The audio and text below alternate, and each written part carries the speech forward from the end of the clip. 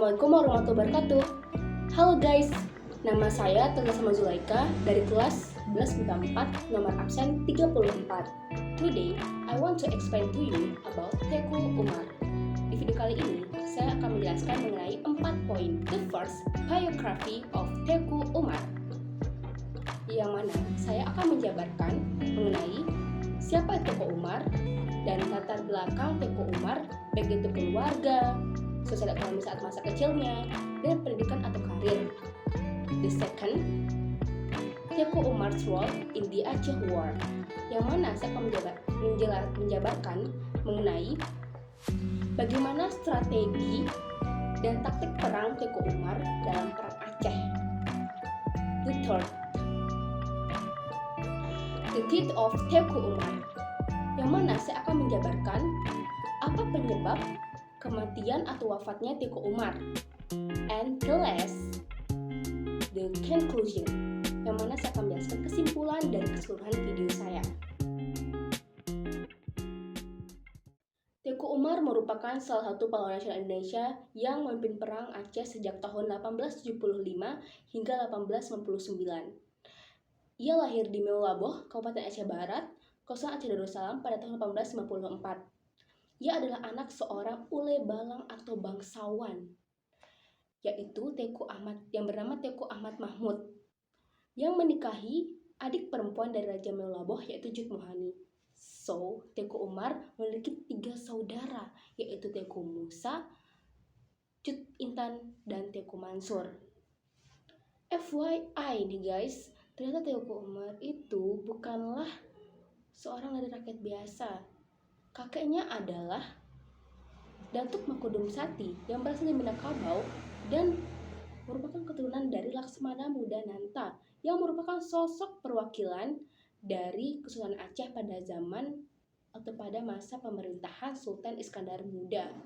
Teuku Umar dikenal sebagai anak yang cerdas, pemberani, dan kadang suka berkelahi dengan teman sebayanya. Teuku Umar juga memiliki sifat yang keras dan pantang menyerah dalam menghadapi berbagai masalah. Teuku Umar sejak kecil tidak pernah mendapatkan pendidikan formal. Akan tetapi, Teuku Umar mampu menjadi sosok pemimpin yang kuat, cerdas, dan pemberani. Nah guys, jadi Teuku Umar tuh hebat banget ya.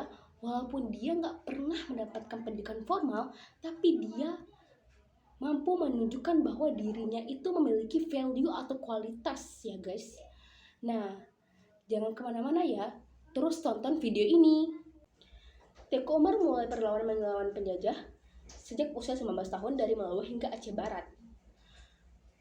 Pada usia tersebut, ia setelah diangkat sebagai Keucik Gampong atau Kepala Desa Daya Meulaboh.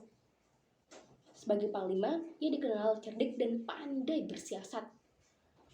Pada usia 20 tahun, Teuku Umar menikah dengan Nyak Maligai, anak dari seorang ule balang Gelumpang. Lalu, ia menikah juga dengan Nyak Maligai, yang merupakan putri dari Panglima Sagi 25 Mukim.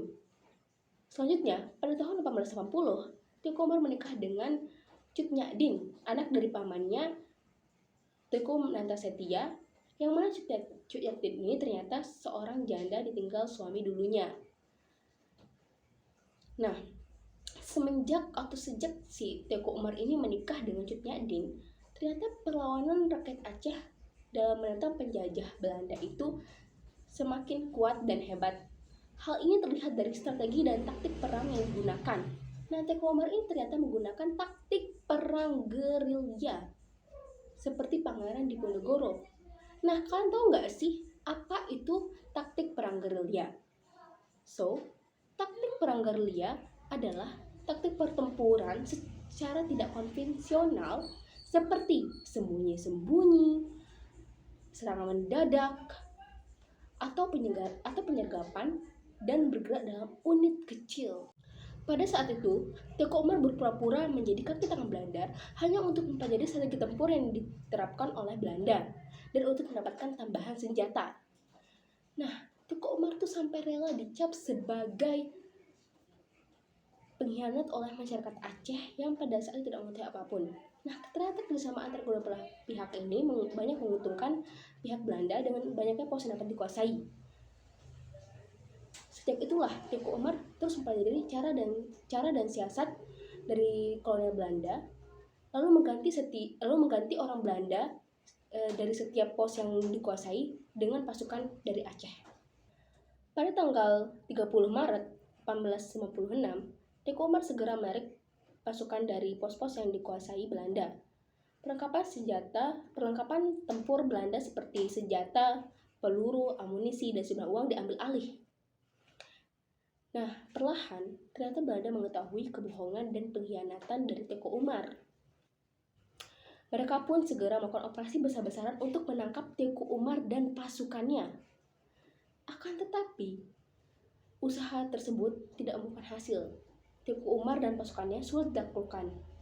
Karena tidak bisa melumpuhkan Teuku Umar dan pasukannya, Jenderal Van Holtz pun menggunakan cara licik, yaitu dengan cara menyewa orang Aceh yang bernama Teuku Leubeh untuk mata-matai Teuku Umar dan pasukannya. Dari informasi tersebut, Belanda pun mengetahui rencana dari Teuku Umar dan pasukannya. Mereka pun mengerahkan semua kekuatan pasukan untuk menyerang Teuku Umar dan pasukannya di Meulaboh, sehingga ia pun gugur tertembak oleh pasukan Belanda pada tanggal 11 Februari tahun 1899 dan dimakamkan di Mugo Cut Panton Reu, Aceh Barat, yaitu di makam Teuku Umar Johan Pahlawan. Nah, berikut ini adalah makam Teuku Umar Johan Pahlawan, perjuangan dan pengorbanan Teuku Umar dalam melawan kolonial Belanda demi membela bangsa negara, menjadikannya sebagai salah satu pahlawan Indonesia, sehingga pada tanggal 6 November tahun 1973, berdasarkan Kepres 87 TK 1973, nama Teuku Umar resmi dicatat sebagai pahlawan Indonesia.